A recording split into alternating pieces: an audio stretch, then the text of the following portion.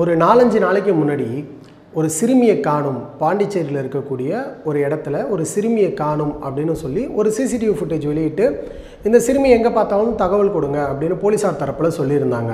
இதை நமக்கு தெரிந்த நண்பர்களே நிறைய பேர் வாட்ஸ்அப் ஸ்டேட்டஸில் இல்லை ஃபேஸ்புக்கில் வந்து ஸ்டோரியாக இதை வச்சுருந்தாங்க. அந்த சிறுமியை எப்படியாவது கண்டுபிடிச்சு கொடுங்க அப்படின்னு கோரிக்கைகளையும் கீழே வந்து கேப்ஷனாக எழுதி நிறைய பேர் போட்டிருந்ததை நம்மளால் பார்க்க முடிந்தது. அந்த சிறுமி இப்போ கிடச்சிருக்காங்க. அந்த சிறுமி கிடைச்சதில் பாண்டிச்சேரியே ஒட்டுமொத்தமாக சோகத்தில் ஆழ்ந்திருக்கு. ஏன் அப்படின்னு கேட்டிங்கன்னா, அந்த சிறுமியை கண்டுபிடிச்சிட்டாங்க, ஆனால் அந்த சிறுமி இப்போ உயிரோடு இல்லை. அந்த சிறுமி எங்கே கண்டுபிடிச்சாங்க அப்படின்னா, அவங்க வீட்டுக்கு ரொம்பவே மிக அருகாமையில் இருக்கக்கூடிய ஒரு கால்வாயில், அந்த கால்வாயில் ஒரு மூட்டைக்குள்ளே கை கால்கள் கட்டப்பட்ட நிலைமையில் அந்த சிறுமியை கண்டுபிடிச்சிருக்காங்க. அந்த சிறுமிக்கு என்ன நடந்தது, பாண்டிச்சேரியை கொந்தளிச்சிட்டு இருக்கு ஒரு பக்கம், என்ன நடக்குது பாண்டிச்சேரியில் அப்படிங்கிறதான் இந்த வீடியோவில் நம்ம பார்க்க போகிறோம்.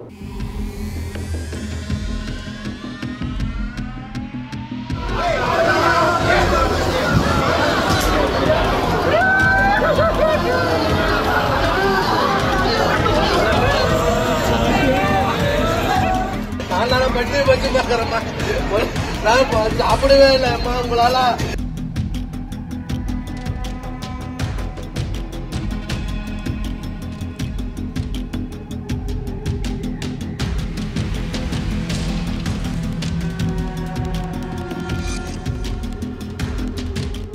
பாண்டிச்சேரி முத்தையால்பேட்டில் ஒரு சிறுமி காணாமல் போகிறாங்க. அந்த 9 வயது சிறுமி விளையாட போகிறேன்னு சொல்லிட்டு வெளியில் போனவங்க வீட்டுக்கு வரலை. அவங்களுடைய உறவினர்கள் என்ன நினைக்கிறாங்க அப்படின்னா, விளையாட போயிருக்கா வந்துருவா அப்படின்னு சொல்லி வெயிட் பண்ணுறாங்க. 1 மணி நேரம் ஆகுது, 2 மணி நேரம் ஆகுது, 3 மணி நேரம் ஆகுது. அதை தாண்டியும் சிறுமி வீட்டுக்கு வரல.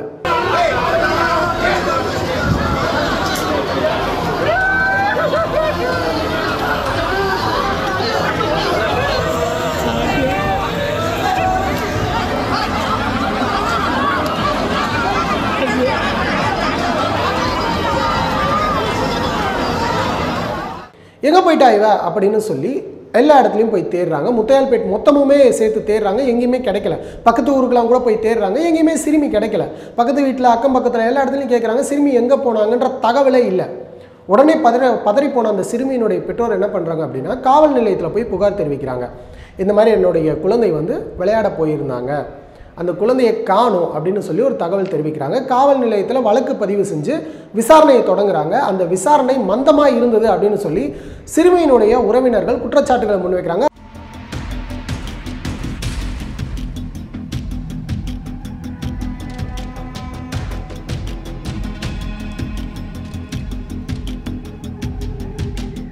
அந்த சிறுமியை குறித்து ஏகப்பட்ட வீடியோக்கள், அதாவது அந்த சிறுமி வந்து பயத்தில் நடுங்கி நடந்து போகிற ஒரே ஒரு சிசிடிவி ஃபுட்டேஜ் கிடச்சிது. அதை நமக்கு தெரிந்த நிறைய பேர் வாட்ஸ்அப்கள்லேயும் இன்ஸ்டாலையும் ஸ்டோரிஸாகவும் ஸ்டேட்டஸுகளாகவும் வைக்கிறதா பார்க்க முடிஞ்சுது.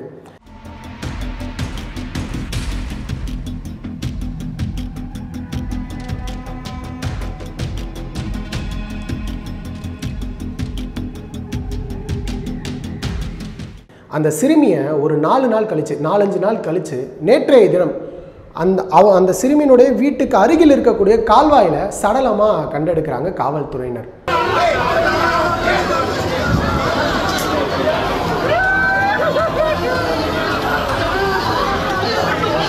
காவல்துறையினர் கூட கண்டெடுக்கல, ஏதோ ஒரு மூட்டை அங்கே கடந்திருக்குன்ட்டு தகவல் தெரிஞ்சு அந்த மூட்டை என்னன்னு ஓப்பன் பண்ணி பார்ப்போமே அப்படின்னு பார்க்கும்போது அந்த மூட்டைக்குள்ளே கை கால்கள் கட்டப்பட்ட நிலைமையில் அந்த சிறுமியினுடைய உடல் கிடக்குது. இதை பார்த்த அவங்களுடைய பெற்றோர்களுடைய மனநிலை எப்படி இருக்கும்னு யோசிச்சு பாருங்க. சாப்பிடவே இல்லைம்மா உங்களால. பாக்கியாக்கட்டில் 10 ஒரு புழு கூட கொடுக்கலையம்மா. சொத்துக்கல்ல 10 ரூபா இருந்தாம்மா உனக்கு. ஐயா உன்ன பாத்தீங்க. ஐயோ, ஒரு பொண்ணு விளையாட போயிருக்கான்னு நினச்சிக்கிட்டு இருந்தவங்க அந்த பொண்ணுடைய உடம்பை சாக்கடையில் பார்க்கும்போது அவங்களுடைய மனநிலை எப்படி இருந்திருக்கும். காவல்துறையினர் நடவடிக்கை எடுத்துடுவாங்க, தன்னுடைய பொண்ணுக்கு ஒரு சின்ன கீறல் கூட இல்லாமல் தன்னுடைய பொண்ணை கூட்டிகிட்டு வந்து வீட்டில் விட்டுடுவாங்க அப்படின்னு நினச்சிக்கிட்டு இருந்த பெற்றோருடைய மனநிலை எப்படி இருந்திருக்கும். இது குறித்து நிறைய போராட்டங்கள் நடக்குது. அந்த சிறுமிக்கு நடந்தது என்ன அப்படின்னு சொல்லி நிறைய போராட்டங்கள் நடக்குது. ஏகப்பட்ட பேர் கேள்வி எழுப்புறாங்க. காவல்துறையினர் மெத்தனமாக செயல்பட்டாங்க அப்படின்னு சொல்லி ஏகப்பட்ட கண்டன குரல்களுமே எழுகுது. சொல்லப்போனால் துணை இராணுவ படையினர் வரவழைத்து பாண்டிச்சேரி முழுவதுமே பாதுகாப்புக்காக நிறுத்தப்படுற அளவுக்கு பாண்டிச்சேரி மொத்தமுமே ரொம்பவே பதட்டமான சூழ்நிலை ஒன்று ஏற்பட்டிருக்கு.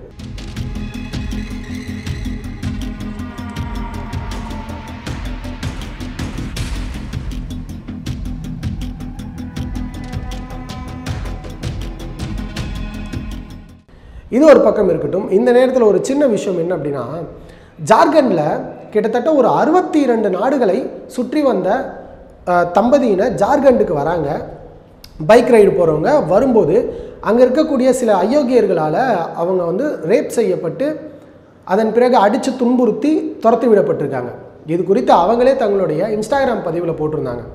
அந்த சமயத்தில் ஏகப்பட்ட பேர் வந்து ஜஸ்டிஸ் ஃபார் அவங்களுக்காக ஜஸ்டிஸ் வேணும் அப்படின்னு சொல்லி ஏகப்பட்ட பேர் வந்து ஹேஷ்டேகில் வந்து ட்ரெண்ட் ஆக்குனாங்க.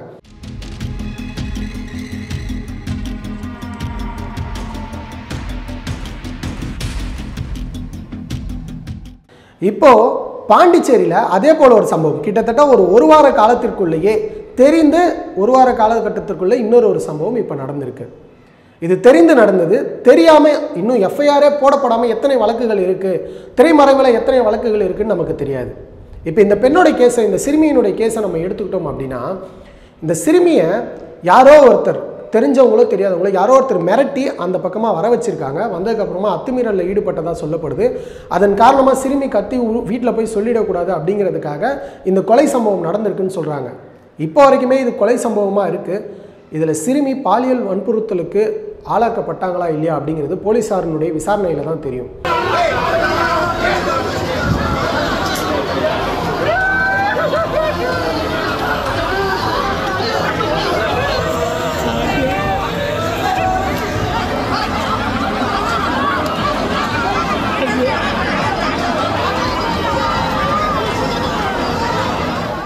இந்த ஒரு விஷயம் குறித்து எந்த ஒரு ஊடகத்திலையுமே மிகப்பெரிய அளவில் செய்திகள் வரவே இல்லை.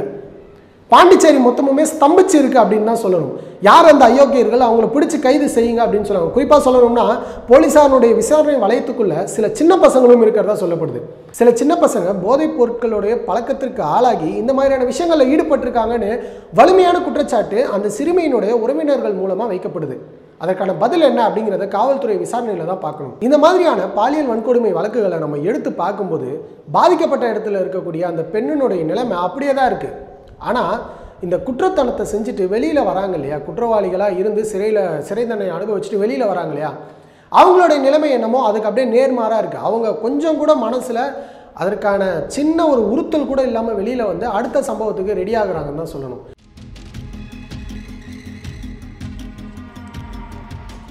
குறிப்பாக அவங்களுக்கு நம்ம தையல் மிஷின் கூட வந்து உதவித்தொகையெல்லாம் கொடுத்து வேற வெளியில் அனுப்புகிறோம். ஸோ ரொம்பவே சீரும் சிறப்புமாக தான் அவங்க இருக்காங்க. ஆனால் இதில் பாதிக்கப்பட்டவர்களுடைய நிலைமை ரொம்பவே மோசமாக இருக்குது. இந்தியாவில் மட்டும் ஏன் இந்த அளவுக்கு மோசமான ஒரு சூழ்நிலை தொடர்ந்து நடந்துக்கிட்டே இருக்குது? குறிப்பாக பெண்கள் வந்து உடம்பு முழுக்க ஆபரணத்தை அணிஞ்சிக்கிட்டு என்றைக்கு நடுராத்திரி கூட தைரியமாக வெளியில் போகிறாங்களோ அன்றைக்கி தான் உண்மையான சுதந்திரம் அப்படின்னு காந்தியடிகள் சொன்னதா நமக்கு சின்ன வயசுலேருந்து பள்ளிகளில் சொல்லி கொடுத்து வளர்த்துக்கிட்டே இருந்தாங்க. இப்போ வரைக்கும் யாராவது அந்த மாதிரி நடக்கிறாங்கன்னு உங்களுக்கு தெரிஞ்சால் மறக்காமல் கமெண்ட் பண்ணுங்கள். எனக்கு தெரிஞ்சு அப்படி யாரும் நடக்கிறது இல்லை. குறிப்பாக பெண்கள் வெளியில் நடக்கிறதுக்கே பயப்படுற ஒரு சூழ்நிலை தான் இப்போ வரைக்கும் நிலவிட்டுருக்கு. ஏதோ ஒரு சம்பவம் ஜார்க்கண்டில் நடந்தது, புதுவையில் நடந்தது அப்படின்னு சொல்லி நம்மளால் வந்து கடந்து போயிட முடியாது. ஏன்னா இது ஒட்டுமொத்த சமுதாயத்துக்குமே ஒரு மிகப்பெரிய இழுக்கு அப்படின்னு தான் நம்ம சொல்லணும். இதே ஒரு சம்பவத்தை அவங்க வந்து ஒரு அரபு நாடுகளில் செஞ்சுருவாங்களா, இல்லை செய்யறதுக்கான எண்ணம் முதல்ல அவங்களுக்கு தோணுமா? செய்ய மாட்டாங்களே. ஆனால் அது ஏன் இந்தியாவில் நடக்குது? இந்தியாவில் ஏன் இது ரொம்பவே ஈஸியாக நடக்குது? இத்தனை கேஸ்கள் பதிவாகுது ஒரு வருடத்திற்கு. இதற்கான விடைகள் அனைத்துமே என்னைக்கு கிடைக்கும் அப்படின்றது தெரியல. அது கிடைக்கிற வரைக்கும் இந்த மாதிரியான சம்பவங்கள் கண்டிப்பாக தொடரும். இப்போ இந்த சிறுமியினுடைய உறவினர்களுக்கு நம்ம என்ன பதில் சொல்ல போகிறோம்? அந்த சிறுமி ஒரு சின்ன பொண்ணு விளையாடிக்கிட்டு இருக்கான்னு நினச்சிக்கிட்டு தைரியமாக இந்த சமுதாயத்தில் விட்ட அந்த உறவினர்களுக்கு நம்ம என்ன பதில் சொல்ல போகிறோம்? ஏகப்பட்ட போராட்டங்கள் வெடிச்சிருக்கு. அந்த போராட்டங்களை அடக்கிறதுக்கும் அந்த போராட்டக்காரர்களை கன்வின்ஸ் பண்ணி வீட்டுக்கு அனுப்புறதுக்கும் காவல்துறையினர் தயாராக இருக்காங்க. ஆனால் எடுக்கப்பட்ட நடவடிக்கை என்ன அப்படிங்கிறது இப்போ வரைக்கும் ஒரு மிகப்பெரிய கேள்விக்குறியாக இருக்குது. பாண்டிச்சேரி கவர்மெண்ட்டுக்கிட்ட இருந்து இதற்கான மிகப்பெரிய ஒரு அறிக்கை வேணும். இந்த விஷயத்தில் என்ன நடந்தது அப்படின்னு சொல்லி கண்டிப்பாக தெளிவான ஒரு அறிக்கை கொடுக்கணும் அப்படின்னு சொல்லி ஏகப்பட்ட போராட்டக்காரர்கள் தங்களுடைய குரல்களை எழுப்பிக்கிட்டு இருக்காங்க. இந்த சம்பவத்தில் என்ன நடக்க போகுது அப்படிங்கிறத பொறுத்து வந்து பார்க்கலாம். ஒரு முக்கியமான விஷயம் என்ன அப்படின்னா, பாண்டிச்சேரியில் துணைநிலை ஆளுநராக இருக்கக்கூடியவர்கள் ஒரு பெண். அவங்களுக்கு இந்த விஷயத்தினுடைய சீரியஸ்னஸ் கண்டிப்பாக புரிஞ்சிருக்கும்.